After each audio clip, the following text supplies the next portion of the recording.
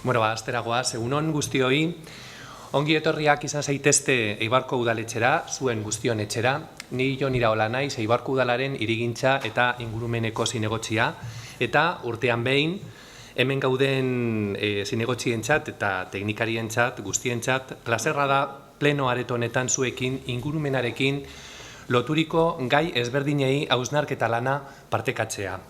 Edo nola, gogoratu ingurumen alorreko ekarpenak egiteko urte guztian zehar udaletxeko ateak irekita dituzuela.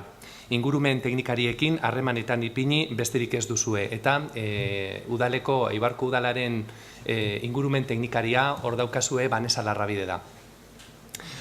Oizko udalbatzarretan egiten dugun moduan, aurten lehen aldiz saioa grabatu egingo dugu eta streaming bidez eskainiko da udal web orrian.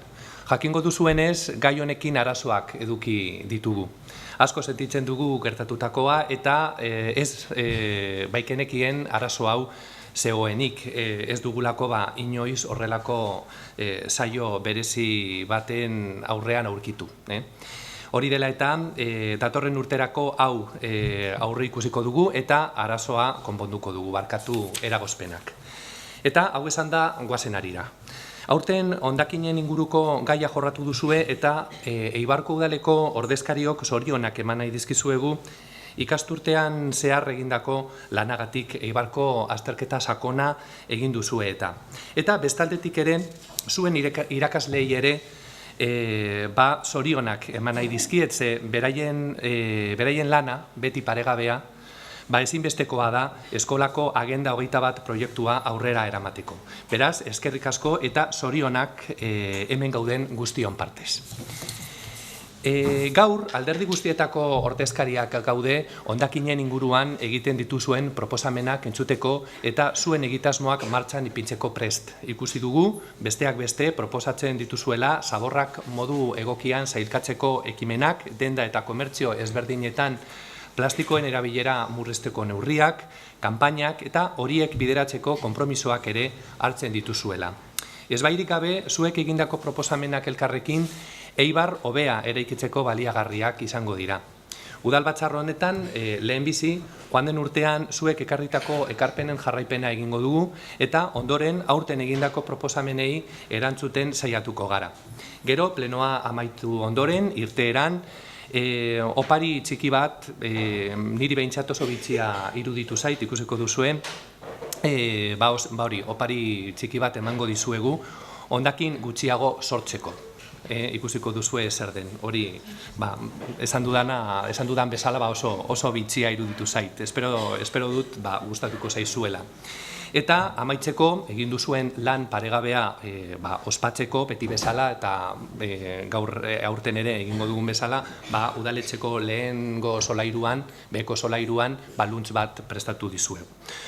Eta horrekin beraz udalbatzarrari hasiera emango diogu eta opariarekin eta luntzarekin amaituko dugu gaurko jardunaldia. Beraz, esan dudan bezala hasiera emango diogu, eskerrik asko etortzeagatik eta eskerrik asko egin duzuen lanagatik.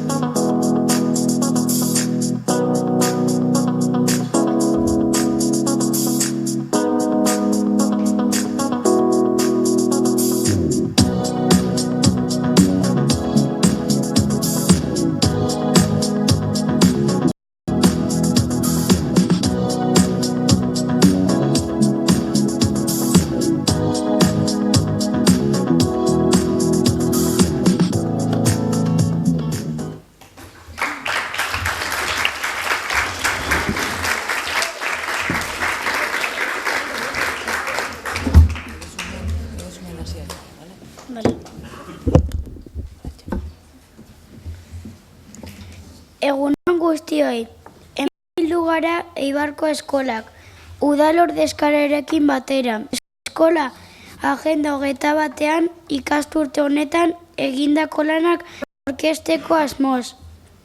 Aurten, hondakinak gaiaren inguruan lanak egin ondoren aterako eta proposamenak pleno honetan aurkeztuko ditugu.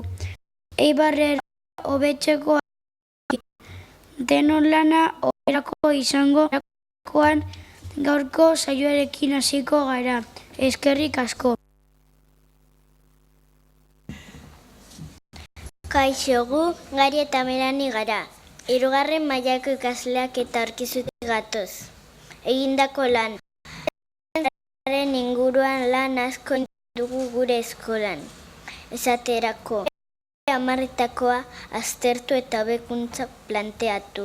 Eskolan sortutako hondakinen sailkapena aztertu eta aurkitutako alde txarrak konpondu. Adostasunak lortu eta zelanez, gure herriko azterketa ere egin dugu eta handik sortutako proposamenak dira zuengana gaur ekarri ditugunak. Zailtasunak. Aztertutako eremu guztietan arazo batzuk aurkitu ditugu.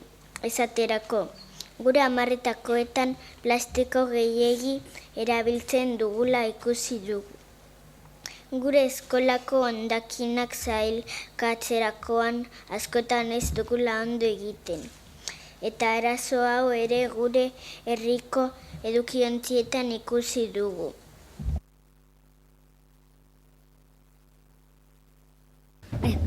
Konpromesuak. Hau dela eta gure eskolan konpromesu batzuk hartu ditugu. Gure 10etakoa aukeratzerakoan plastikorik ez edo plastiko gutxi dutela kontutan izatea. Eskolako hondakinen sailkapenaren kontrol handiagoa izatea eta hor egongo gara gu patrulla berdearen partaidak hori lortzeko. Proposamenak. Udalari proposamen hauek luzatzen dizkiogu.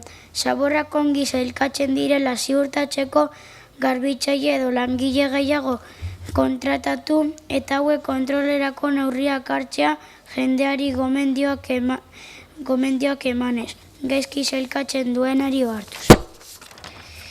Edukiontziak egokitu erosoagoak izateko, basuagoak, sarrera zulo handiagoa eta hankako palankarekin ireki ahal izateko. Eskerrik asko zuen arretagatik.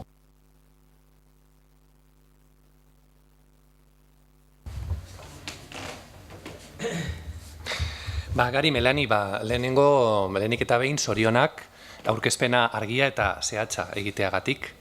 Lehenengo galderari dagokionez, urte hasieratik mankomunitateak, barreneko mankomunitateak 2 pertsona gehiago kontratatu ditu organikoko edukiontzietan botatzen diren hondakinak kontrolatzeko, zer botatzen den eta zer ez botatzen den, ezta. Horrela, organikoko edukiontzietan plastikoak edo bestelako hondakinak aurkitzen dutenean, horiek edukiontzi marroitik ateratzen dituzte, inpropioen portzentaia gutxitzeko. Duela gutxi ere, 3. pertsona bat kontratatu du mankomunitateak horrelako lanak egiteko. Bestalde, joan den urtean, 2018an, udalak ingurumen hezitzaile batzuk kontratu zituen ere, kanpaina bat egiteko. Horiek, kalez kale joan ziren, birziklapena sustatzeko informazioa banatuz eta sailkapena ondo egiteko zalantzak argituz. Eta gure borondatea, udaleko borondatea eta ingurumen arloko borondatea da, aurten eta datozen urteetan ere horrela jarraitzea. Eta bigarren galderari dagokionez, mankomunitateak txartelarekin zabaltzen diren eta hankako palanka instalatu duten edukintziekin hainbat proba egiten ditu eta proba hauen emaitza ona izan da orain arte. Beraz, pedaldun edukiontziak kaleratzen hasiko dira hauen erabilera errazteko. Gaur egun, mankomunitateak dituen edukiontziak kaleetan daudenak dira, baina erabilera errazagoko beste diseinu batzuetako edukiontziak aztertzen ari dira. Beraz, etorkizunean beste agian beste motako edukiontziak ikusiko ditugu gure kaleetan. Beraz, berriz ere, eskerrik asko eta zorionak.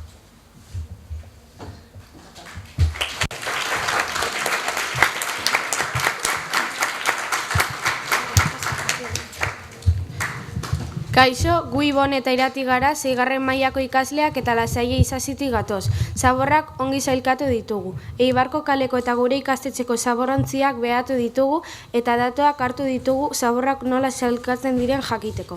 Agenda 21kook paperaren erabilera nola murrizteko hausnarketa egin dugu. Zailtasun hauek aurkitu ditugu. Eibarko zenbait kaletan zaborrontziak eta paperontziak beteta daude, eta dena lurrean dago. 4:00 aurrera gure ikastetxeko gurasoak ez dute ongi birziklatzen. Paper asko erabiltzen da ikastetxean zirkularrak banatzean. Konpromesuak. Konpromeso hauek hartu ditugu. Patioan 3 sakarrontzi desberdinak jarri ditugu, eta sakarrontzien gainean kartelak ipini ditugu sakar bakoitza bere lekuan botatzeko. Agenda 21koek gelaz gela joan gara zaborra nola zailkatu eta nora bota behar den azalduz. Zirkularrak interneten bidez bidaliko ditugu, hemendik aurrera, hainbeste paper ez erabiltzeko.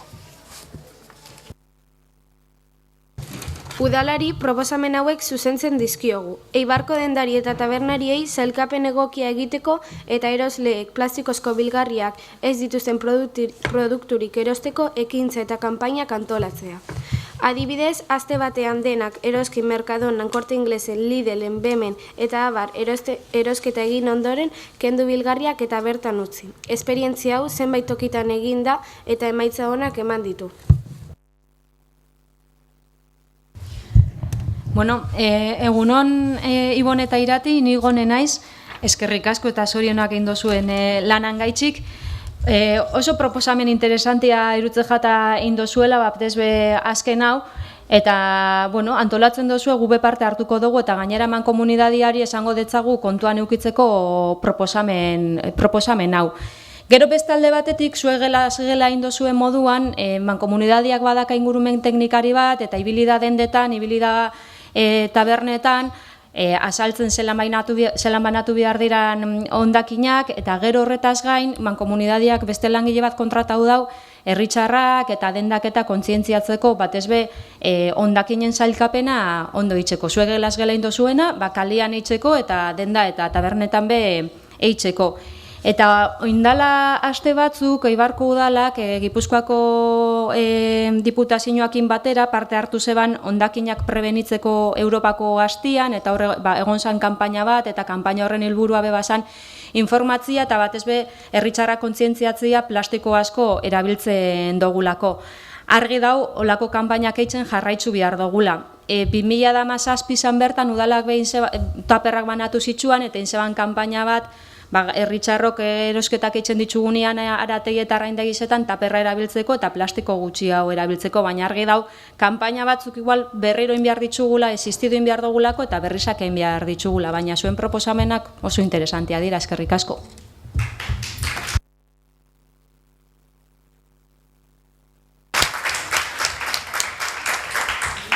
Bigarren proposamena, zaborrak murriztu.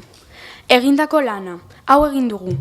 Konturatu gara oso ikasle gutxik ekartzen dutela taperra, txangoetan eta patio orduetan. Dendetan, produktu asko datoz beharrezkoak ez diren bilgarriekin. Adibidez, tomateak, jogurrak, marrubiak, zailtasunak. Herri mailan Eibarren kontainer horriak eta urdinak bete-beteta egoten dira, bilgarri gehiegi botatzen ditugulako. Geletan, bilgarriaren sakarrontzia bete-beteta egoten da.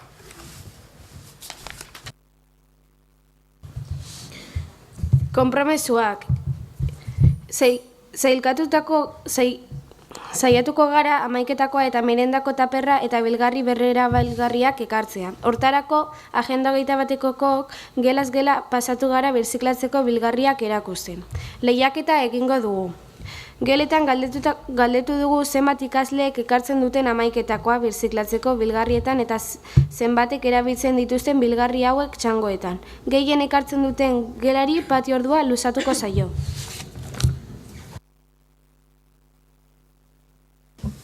Proposamenak. Udalari proposamen hau luzatzen diogu. Ogitartekoa eramateko edo txangoetarako ontzi edo oial bilgarriak banatzea Eibarko ikastetxeetan. Oso proposamen interesante egin dozuen, lehiaketek eta olako gauzak gehiago motibatzen dabe gauzak eitzeko orduan. Eta uste dut bi kontu importante aipatu dituzuela, lehen erosketak eitzeko orduan plastiko gutxi hau erabili behar dugula, eta dendek eta horretarako konpromiso hartu behar dabela, baina guk egunerokuan be aldatu behar ditugu gure ohiturak. Eta bokatena eta maiketakuana oso proposamen interesantia da. Udalak hartzen dau konpromisoa ikastetxiekin olako kanpaina bat eitzeko, baina, zueri dan hori, aurten indako lanari eskertzeko gero oparitxo bat eingo detzuegu lehen jonek esan dabe moduan, eta hori bada bokatak olako bilgarri zan eruateko oparitxua, orban zorionak dan hori.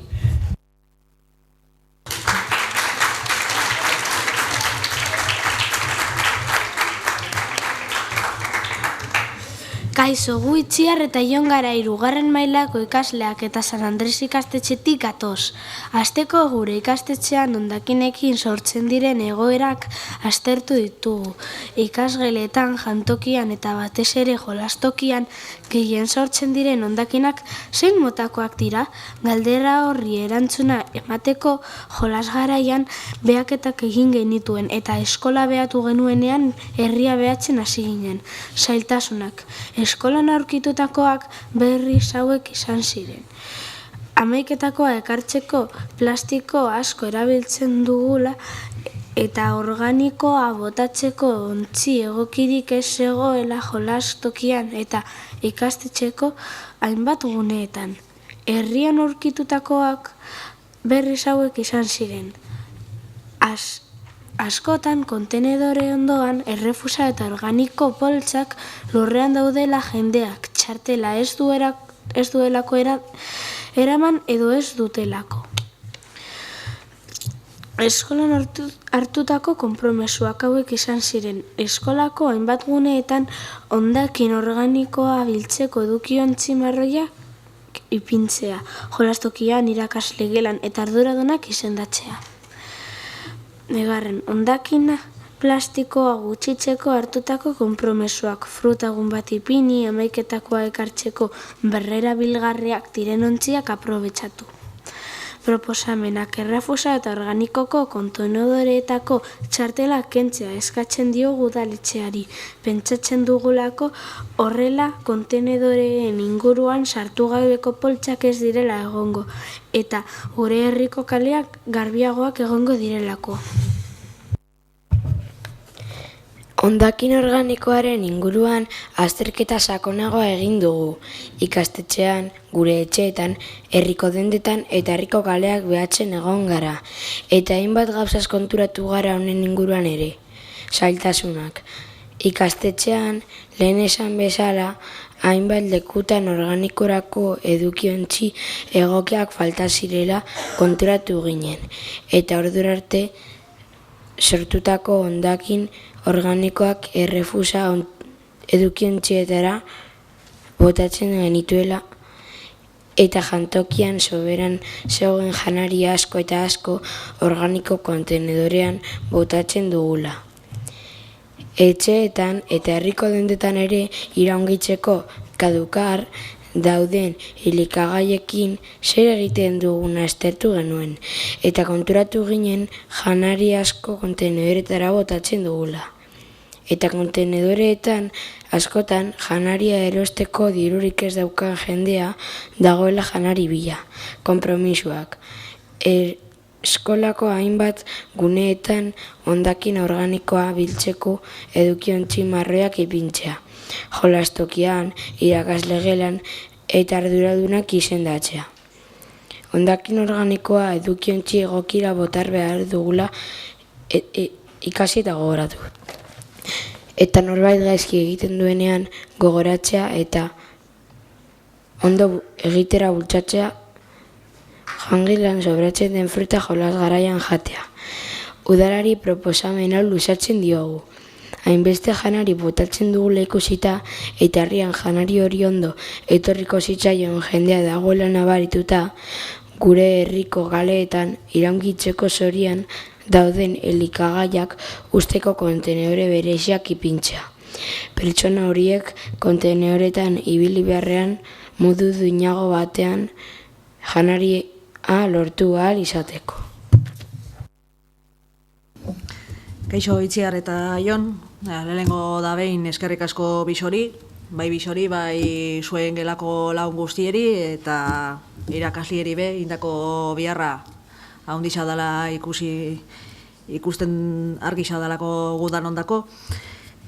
Zuen galdereri erantzunez, lehenengua, refuxako eta organikako kontenedorieri txartelak entzia. Betxu, zuek badakazue zen gurugiroarekiko eta beste hartura bat nagusi okondiokan ez dakaguna. Hola, egisa esan biada eta Eibar, hemendik urte batzuetara eta holan ardura horrekin jarraitzen baldin badozue, posible izango da seguramente txartela ez erabiltzeko derrigortasun hori egotia, baina hori gaiu beharrezko bat da, birziklatze tasak gora itxia nahi baldin badu. Ez da, proposamen horrek ez dago aurrera ingo bihar dalako nagusiok kontzientzia hartu daigun birziklatzeari buruz kontenedoriek txartela eukitzia. Beste alde batetik indu zuen proposamena, janarisa arrazoia dakazue. Danok erosten dugu janari asko, gero alperri galtzen dana, eta hori egongo litzake Ibarren aprobetxatzeko moruan eta biharrian dagoen jentia. Eta hausnarketa hori be, udaletxe barruan egin zan, dala urte batzuk, dala gitxi be inda, proposeman bat mozio bateko aurrera egin zeban, de vera solidaria, deitxu getzagun, frigorifiko solidario bate ipintzia kalian, baina horrek biada bena da, bateron batek, bateron batzuok ardura hartzia, hori hor sartzen da janarisa, egoera honian egotekua, zeinek hartzen daben, ze egoeratan dau, eta ez da erresa. Ez da erresa, zuek proposamena eskertzen dugu eta zaten dotzuet hemen behin dala, lehenengo saiakera baten, esan aurrera urten, bigarren saiakera bat ingo da, aber lortzen dugun horrek aurrera itxia, baina ez da erresa,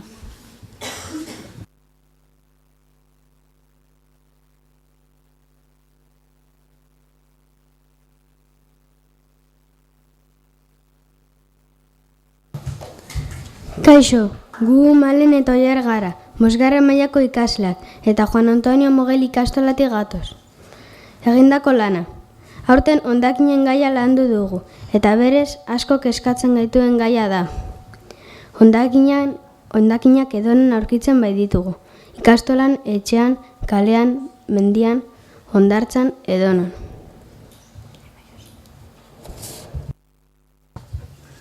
Lehenengo zikloan hondakin plastikoak landu ditugu. Erosketak aztertu ditugu eta soberan dagoen bilgarri pilo bat erosten dugula konturatu gara. Bigarren zikloan kaleko eta ikastorako hondakinak eta garbitasuna aztertu dugu, eta aurkitzen ditugun hondakinek itsaso eta erreketan duten ondorio larriez jabetu gara.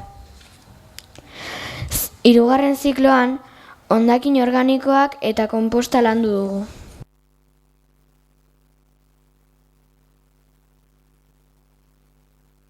Zailtasunak. Elikagai askok bilgarri gehiegi ekartzen dute. Erosketak egiterakoan, behar baino gehiago erosten badugu, janari hauek usteldu eta sakarrontzian bukatzen dute. Sortzen ditugun hondakin plastikoak animalientzako eta naturarako oso kaltegarriak dira. Gure herriko kaleak asteburuetan eta jaietan zikinagoak egoten dira. Txakurren jabeek ez dituzte kaka jasotzen. Konpromezuak. Erosketak egiteko karra edo poltsa eraman. Plastiko askoko bilgarriak ez erosi. Hamaiketakorako poltsa edo taperra ekarri. Oialesko musuzapiak erabili. Mendian edo lurrean ikusten dugun zaborra jaso. Erosten den janari kantitatea ondo neurtu. Hondakin organikoak konpostetara eraman. Etxeko eta eskolako hondakinen kudeaketan parte hartu. Proposamenak. Udalari proposamen hauek luzatzen dizkiogu. Kaleko sakarrontziak maizago ustea.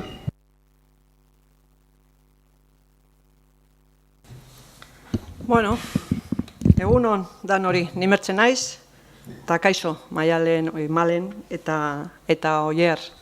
Bueno, kaleko sakarrontziak gehienak egunero uzten dira, gehienak. Badakigu batzuk egongo direla beteagoak bestiak baino, baina gehienak eta danak uzten dira egunero.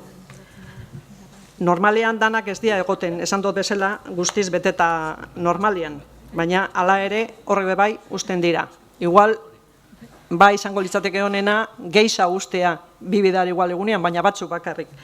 Beraz, oraingo maiztasunarekin momentuz jarraituko dugu, baina bueno, proposamen hori jasotzen dugu, ia posible dan beste bat gehiago, bidar gehiago jasotzea. Vale? Txakurren jabeei bideratutako sentsibilizazio kanpaina bat antolatu, eta kaka jasotzen ez dituenari izuna ipintzen hasi. Bueno, jadanik horrelako kanpainak egin dira, eta udalerriko lorategi eta toki desberdinetan arazoak ekiditeko kartelak daude. Ikusi dozue horrek kartela zentzu dirak, txakur bat dao estaten hemen ez hori. Gainera, Eibarko udalak txakurren kaka jasotzeko boltsak ematen dio duan jabeeri, txakurren jabeeri. Baina bebain nahi dizuet esatia, zuek ikusten dozuenean kakak eitzen txakur balurrean, da ez badu jasotzen jabeari esan. Zure txakurren kakak jaso, da ikusiko dozu bezelan jasoko daren, bale? Oso ondo, mila esker dan hori.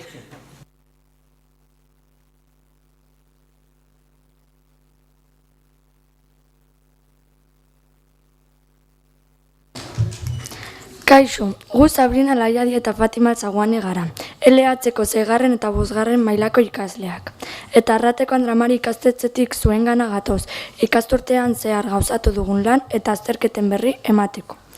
Aurrezkuntzan, ipuin bat oinarritzat hartuta, hondakin bakoitza dagokion edukiontzian ustearen garrantziaz jabetu gara.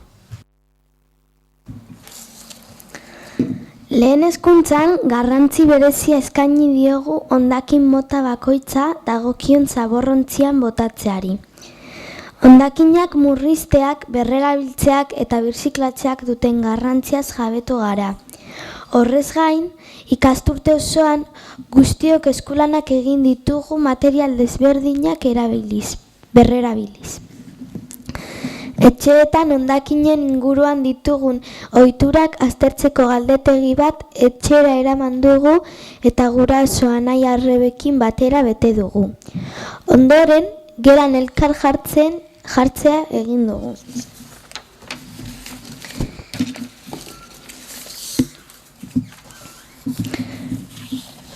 Gure hondakinen arteko bati 4. mailan heldu diogu materia organikoari eta zizare proiektuaren bidez konposta egiteko jarraitu behar diren pausoak ikasi ditugu.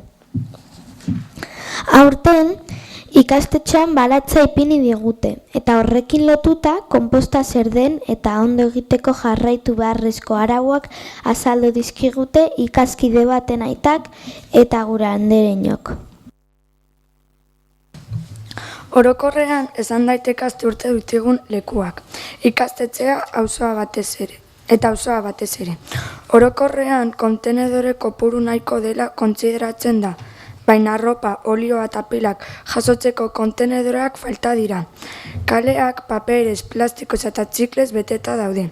Jendearen artean sentsibilizazio oso gutxi ikusten da eta hondakinak edozein lekutan botatzen dira. Zaborrak edukiontzien kanpoan daude. Gure ikastetxean ez dago konposgailurik. Plastiko larregi erabiltzen dugu. Hainbat tresna birziklatzeko jarri dituzten kutxa berriak. Urkizun, autobus geltoki parean eta mainan. Oso ondo daude, baina atetxoak ireki egiten dira, barruko materiala ateratzeko. Eta bai umeak, bai nagusiak hori egiten ikusi dugu.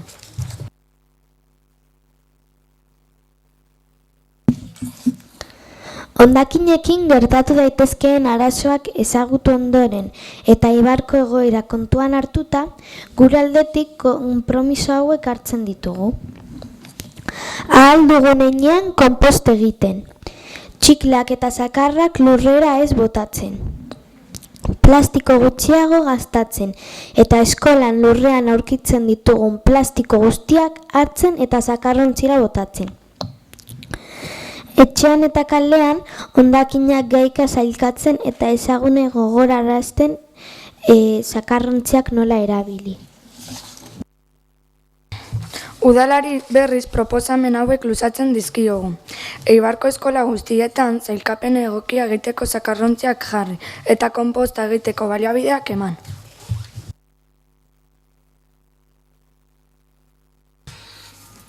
Kaixo, egunon, ongi etorri eta mila esker egin duzuen lanagaitik, bai Fatima Ezagui eta Sara Gagiri. Eta nola ez,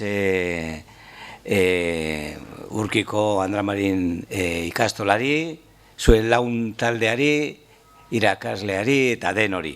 Benetan harrituta gelitxunok entzuten nola egiten duzuen konposta eta ere, ari zaretela, ere bai, hortu txikiak eta hori jarraitzen eta bai egia da, Urkiko ikastolaren ondoan, Andra bat dago, Andra nagusi bat, eta jakin dezazuen, ikusiko zenukeen behin baino ez gehiagotan, nola espazio txikitxo batean, nola hango letxugak eta tomateak eta ikusi duzue, han ikastolandoan, bai, ez da? Oso gai interesgarria da, jakitzea edozein toki txikietan, aprobetxatu gehikela, hori konpost hori egiten eta nola ez, lora betez euki gure ikastola, ez?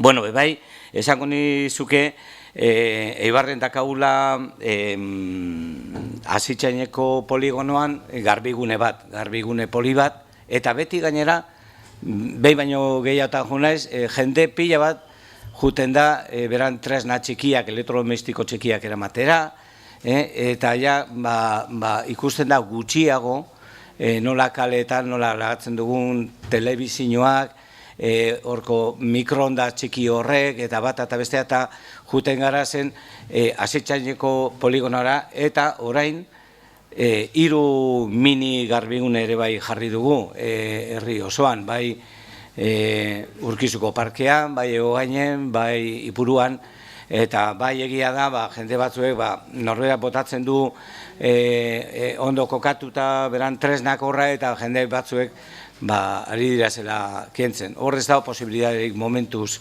hori kentzeko.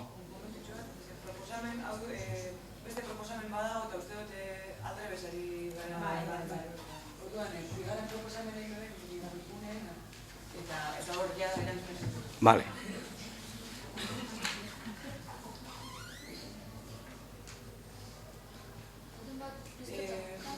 Bai. Minigarbigune gehiago kokatu eta daukaten tapa egokitu barruko hondakinak ateratzea galarazteko.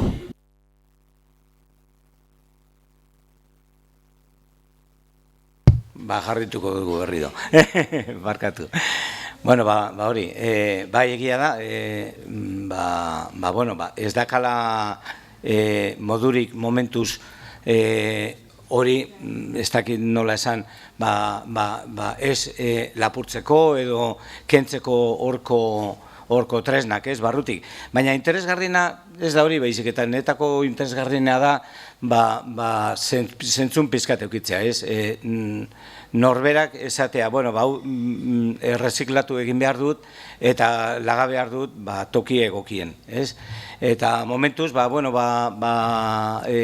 proposamen daukagu ja herrian, esan dugun bezala Urkizuko parken, bai Ipuruan eta bai Egogainen, eta, momentuz ikusten da, jendeak juten dela lagatzera beran tresnak.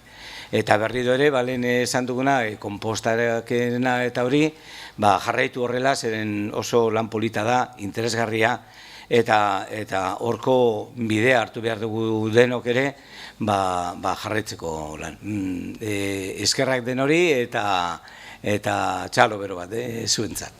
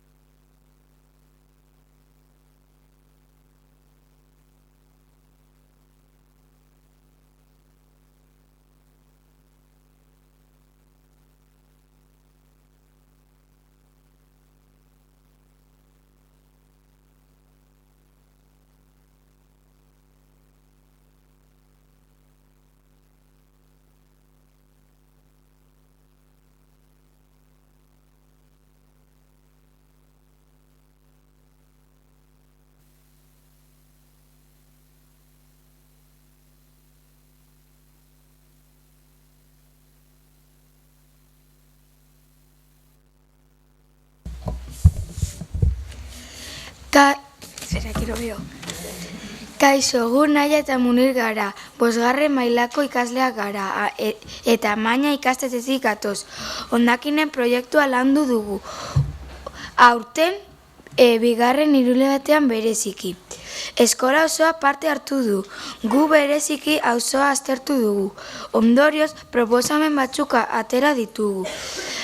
Azterketa egiten ari ginen bitartean, bereziki hurrengo zailtasun hau aurkitu dugu. Edukiontzi bakoitzean zehaztea zein zabor bota behar den.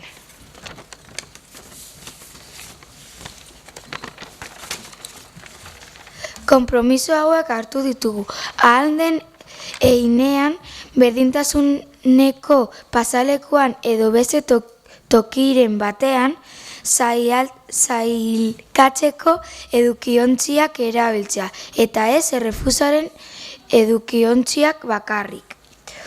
Udalari proposamen hauek luzatzen dizkiogu. Zakarren sailkapena ondo egiteko kontzientziazio kanpaina bat antolatzea. Kaixo, Naia eta Munir, lan politxean dozue Amainako eskolan bebai, ni gorka naiz. Ez dakit ezagutzen dozuen Europan ospatzen den hondakinak prebenitzeko Europako astia, Eibarren be ospatzen dugu aste hori, azkenengo 2 urtietan azaroan ospatu da, eta aurten be azaroan be ospatzeko asmoa dakagu, sentsibilizazio kanpaina bat antolatzen da. 2018an adibidez, kanpainan helburu nagusia hondakinen sailkapena sustatzia izan zen, eta batez be olixua eta organikoana.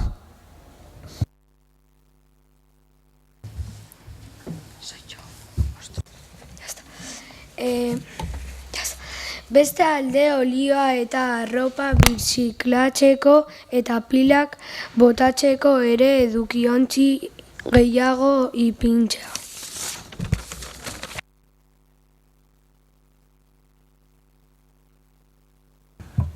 Bai, zuen beste eskaera haue, mankomunidariari pasatuko detzagu aztertzeko, baina alan dabe, mankomunitatea goinala gutxi aztertu zeban, Eibarren zegoan edukiontzi kopurua eta edukiontzi beharra, eta ondorioa urten zan edukiontzi nahikoa da hola Eibarren momentuz. Herrian zehar mota guztietako edukiontzi gehiago kokatzea, batez ere berdintasunaren pasalekuan sailkatzeko edukiontzi gutxi daude eta.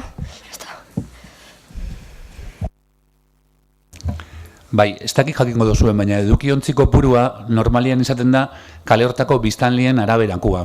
Orduan, Zakarrontzizari dago kizonez, jarraituko dugu herrixan zehar edukiontzi berrixan jartzen, baita gaika zailkatzekoak bebai, baina uste dugu gakoa ez dela herri guztia zakarrontziz betetzia, baizik eta txipa aldatu behar dugu, gure ohiturak aldatu behar dira, eta ez dugu hainbeste zaborrak sortu behar, edo bestela sortzen badugu, bebai ikasi behar dugu zaborrak gure poltsikoan sartzen da gurekin eramaten.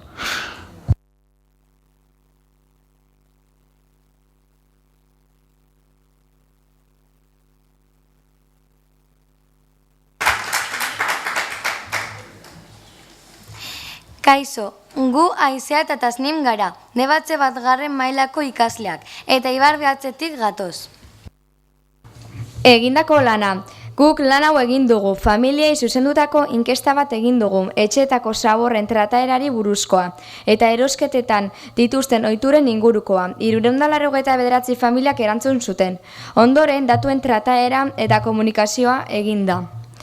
Ikastetxean murala jarri dira plastikoak itsaso eta ozeanoetan sortzen dituzten arazoak azaltzeko. Hondakinen prebentziorako Europako astean 2 orduko tailerrak egin dira DBH lehenengo mailan.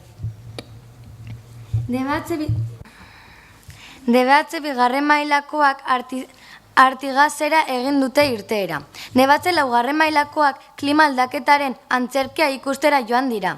Ikaskomunitatea kontzientziatzeko ekintzak egin dira. Ikasle inkestak tutoretza saioetan birziklatzearen garrantziaren inguruko informazioa eman. Zailtasunak. Zailtasun hauek aurkitu ditugu. Ikaskomunitate guztiari mezua helarazteko bide egokiak bilatzea. Ekintzak antolatzeko denbora falta izatea. Ikastetxeko beste proiektuekin uztartzea eskola agenda 21 proiektua. Konpromesuak. Konpromesu hauek hartu ditugu. Hondakinak murrizten saiatu, aldena berrerabili eta bestea birziklatu. Proposamenak. Udalari proposamen hauek luzatzen dizkiogu. Hondakin arriskutsuak hau da pilak, oliba eta abar, ez birziklatzearen ondorioak ikustaratzeko kanpaina bat antolatu.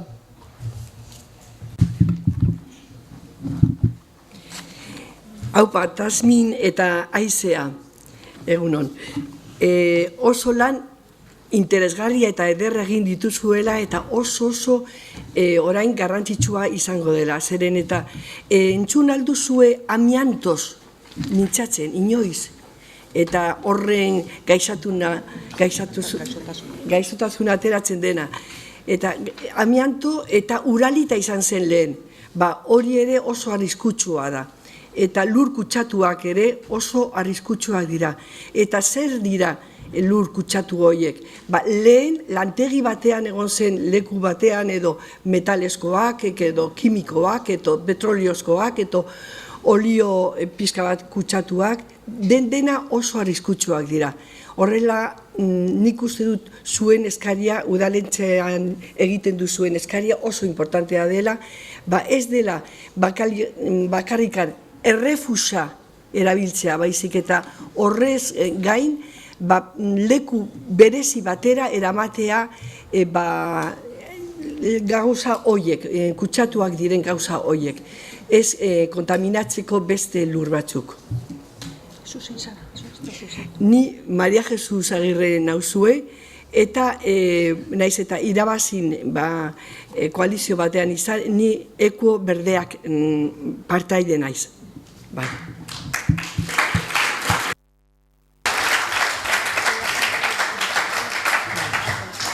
Proposamenak. Udaleri proposamen hauek luzatzen dizkiogu. Trastartzalen antzeko bat antolatu, herriko kaleak garbitzeko. Trastartzalen da pertsona bat joaten da leku batera oso zikina dagoena, eta argazki bat ateratzen da, eta gero jasotzen du dena, eta beste argazki bat ateratzen da, eta hori internetera igotzen du, eta gero ikusten da nola zegoen lehen, eta nola geratu da. Eta hori. Oso interesgarria ere. Eta ez dakitzuek partu hartu duzu adibidez, ondartzan egiten dituzte noizbenka horrelako jarrera, plastikozko aurkako jarrera, eta baita ere mendian ere egiten dituzte. Entzun alduzu azken bolada hontan Himalaian zer gertatu den, ezta? Hainbeste baina toneladak hartzen dituzte hor goian, mendiko tontorrean, Himalaiakoa, Everestekoan, eta guzti hori da bakoitzak berea botatzen baldin badu batipat plastikozkoa, badagoela problema handia. Eta beste aldetikan uste dut hondartzan kontu handiz egon behar direla, zen eta arrainek hartzen dituzte plastiko horiek, eta gero guk ere jaten dute eta jaten dugu guk ere plastiko horiek. Orduan oso tastak importantea izango den, txarantzekoa izango den, ondo erabiltzea guk botatzen ordez, gordetzen eta bere lekuan jartzen. Zorionak.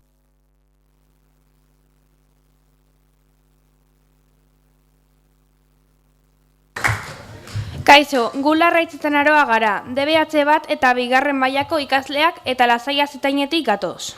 Guk egindako lana, urte osoan zehar hondakinen gaia landu dugu, sentsibilizazio ekintzak, diagnostikoa ekintza planak egin ditugu. Eskolako ikasle eta irakasle guztien kontsumo eta hondakinen inguruko ohituren berri jaso dugu eta ohiturak hobetzeko asmoz ekintza batzuk burutu ditugu. Hondakin mota guztiak ondo zelkatzen jakiteko helburuarekin eskola guztiak azterketa bat egin du.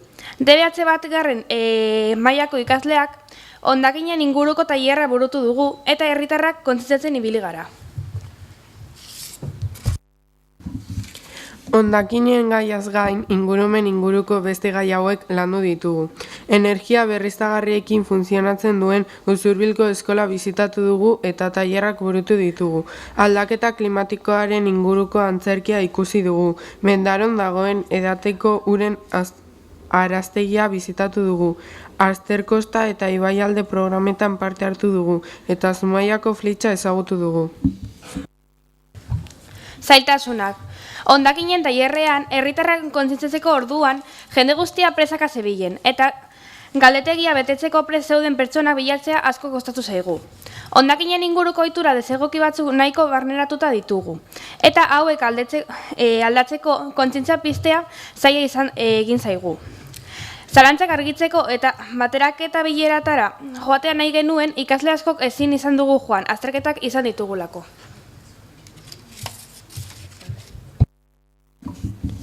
Konpromesoak. Konpromeso hauek hartu ditugu. Eskolan hondakinak biltzeko edukiontziak hobeto antolatu ditugu. Hondakinen gaiako bilketa egokiagoa egiteko. Kafea hartzeko norberen katilloa ekartzea irakasle gehiago animatu ditugu. Erabilera bakarreko edalontzien hondakinak murrizteko. Aluminiozko paperen kontsumoa murrizten saiatu gara. Kontsumo ohituren eta hondakinen inguruko kontzientzia sustatzen jarraitu dugu gaiak irakasgai ezberdindako programazioetan txertatuz. Eta agenda 21eko ordezkariek ikaskideei ingurumen batzordean hitz egindako kontuak helarazten jarraitu dugu. Proposamenak. Ostalaritza zerbitzuetan txorrotako ura edateko pitzarrak erabiltzea sustatu. Oso ondo.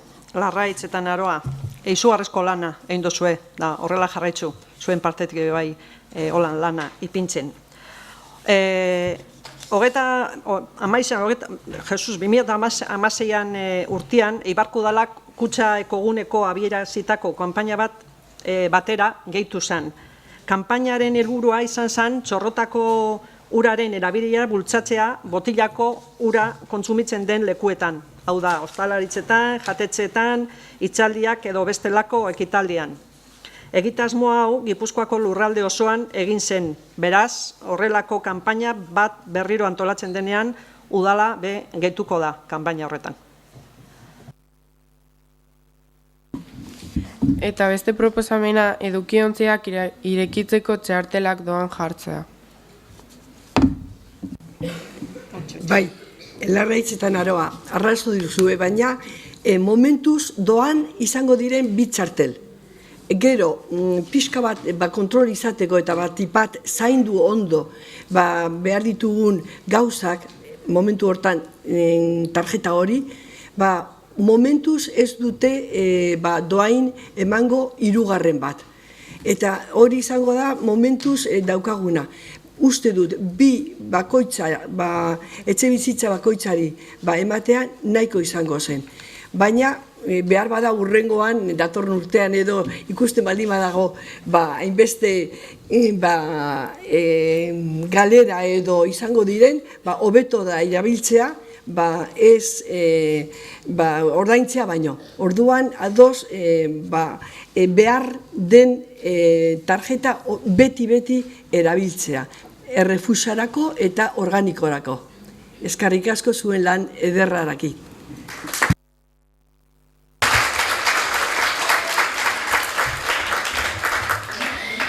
Egunon, gu Beñat eta Lukene gara, unitik gatoz eta aurten saiatu gara gela guztietan zaborrak ondo zailkatzen birziklatzeko. Gela gehienetan lortu dugu. Beste maila batean ikastetxe bezala argindarraren kontsumoa gutxitzen saiatu gara. Gure proposamenak hauek dira, zikin dauden erreka ingurua garbitzeko neurriak hartu, lantalde berezi bat sortuz edo bolondresekin garbiketa lanak antolatuz. Eta beste proposamena, Eibarren egiten diren obretan egindako lanen iraunkortasuna bermatu, obra berdina behin eta berriz egin beharrean, behin bakarrik egin, behar izateko neurriak hartzea hondakin gutxiago sortzeko. Eta zaindu gure mundua, mesedez.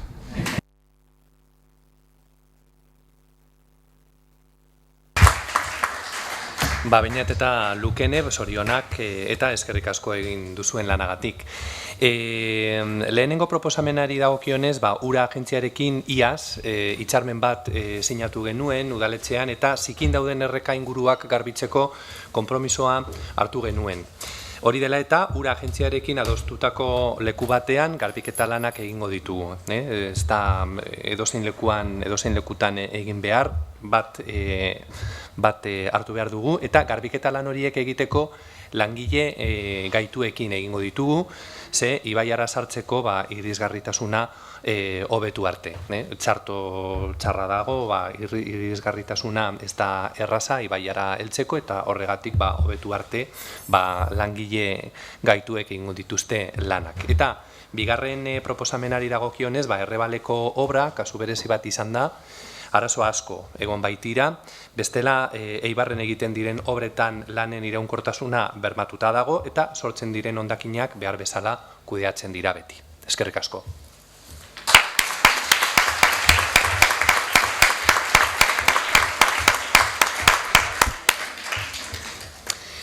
Eta, horrela maitzen dugu gaurko plenoa eta aurten egin dugun plenoa. Orain, lehen esan dudan bezala, hori oparitxo bat emango dizuegu, lehen Igonek esan duen bezala otartekoak eta ondo kontserbatzeko oparitxo bat da, eta hori egin ondoren, beheko solairuan luntz bat daukazue, lan egin duzuen, lan paregabe hau egin duzuen, ospatzeko. Eskerrik asko eta datorren urterarte.